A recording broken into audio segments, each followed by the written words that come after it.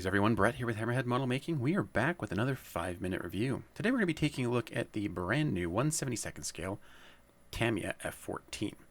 And I think this is a kit that kind of took a lot of people by surprise. And it was a kit that I knew that I wanted to get my hands on to check it out. And so as soon as it was available at the hobby shop, I ran down to MRS Hobby Shop and quickly and promptly paid for it. And now I've built quite a few of the Academy F-14s in the same scale, and I really enjoy that kit. So I was curious to see how this would stack up to that kit. And I think the thing that surprised me the most opening this kit was just seeing how much rivet detail Tamiya has put onto this kit. And Tamiya is not necessarily known for like going extensive on its rivet detail, but to me it feels like there's a lot more rivet detail on this kit than I would normally expect, especially for a 72nd scale kit. Now, I've not built the Tamiya 148 scale Tomcat, so I don't know if this is kind of like a scaled down version of that, but overall it seems like this is going to be a standout kit. Now, to be clear, the plastic you get in this box is for the F-14D only. It does look like the kit is designed to be somewhat modular so that they will probably release like the F-14A and the B plus versions of the F-14 down the road, but this boxing does not include any of those additional parts. You only get the F-14D parts in it.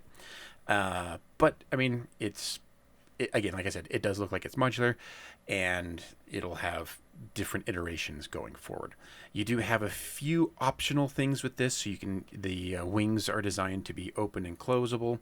You can move or like forward. You can sweep them forward and backwards. There's different inserts for the inflatable boots that go behind the wings. You have the option of having an extended or closed refueling probe, and there's actually a decent selection of ordnance in this kit as well. And you do get pilot figures. You actually get wheel chocks, which is interesting, and fairly detailed cockpit. But again, like it's all designed to be modular. The pilot figures are seated, by the way, so you can put them in the cockpit. I mean, overall, it looks like a fantastically detailed kit for 1/72nd scale Tomcat. I mean, there's nothing that really like jumped out at me at this kit of saying like, ooh, I'm not quite sure about this. There were a few locations on like the insides of some of the gear doors that had really small ejector pin marks, but I mean, very, very small, and you could easily take care of them.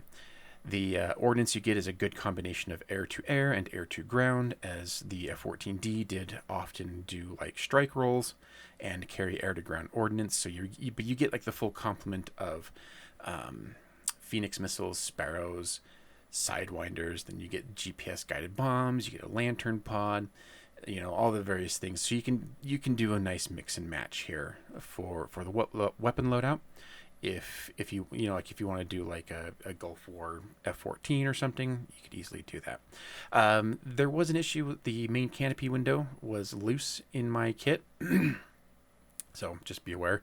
Otherwise, I think the clear parts look really nice. They're pretty crystal clear. A little bit of distortion on the compound curve parts, but nothing too bad, especially considering the scale and how small these parts are. The main canopy does have a prominent seam down the middle, so that's something you'll have to consider removing. And otherwise, it looks really nice, and I've gotten no issues with the clear parts. You do get a lot of little extra things with this, so a little screw set, screwdriver, and polycaps.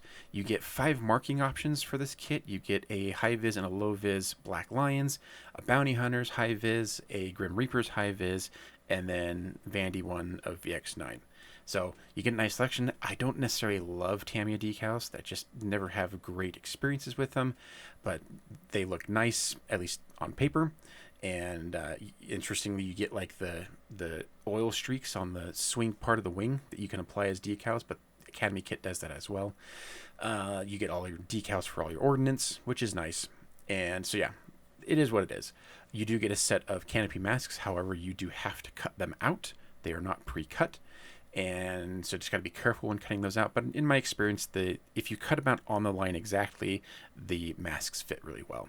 We're going to breeze through the instructions here, and but it's pretty standard as far as Tamiya instructions go.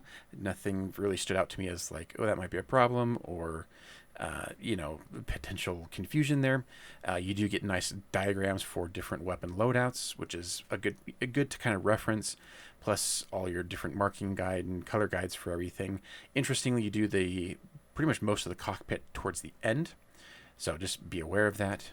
Finally, we'll just go through quickly the marking guides here. So like I said, you get low vis Black Lions, high vis Grim Reapers, you get Vandy 1 from VX9, which is always a striking looking paint scheme, and then we get high vis Bounty Hunters, and then finally high vis Black Lions. So solid options for the markings. Like, these are all really interesting sets of markings, really colorful, pretty iconic. So props to Tamiya there for choosing some really nice paint schemes. But yeah, so this looks like it's going to be a fantastic kit.